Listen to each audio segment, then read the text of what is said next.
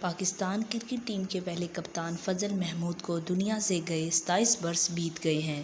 کل 23 مئی منگل کو ان کی برسی منائی جائے گی۔ صدارتی ایوارڈ یافتہ معروف کرکٹر فضل محمود 18 فروری 1927 کو لاہور میں پیدا ہوئے تھے۔ انہوں نے 1943 سے کرکٹ کھیلنی شروع کی اور 1952 میں بھارت کا دورہ کرنے والے پاکستان پہلے کرکٹ ٹیم کے رکن منتخب ہوئے۔ پاکستان کے ٹیسٹ کرکٹ کے آغاز میں انہوں نے پاکستان کو جو کامیابیاں دلوائیں وہ پاکستانی کرکٹ کی حسین یادیں شمار کی جاتی ہیں۔ فضل محمود ہر کامیابی میں سب سے آگے رہے۔ فضل محمود نے اپنے کیریئر میں مجموعی طور پر 34 ٹیسٹ میچ اور 139 وکٹیں حاصل کیں۔ فضل محمود نے 10 ٹیسٹ میچوں میں پاکستان کی قیادت کی بھی۔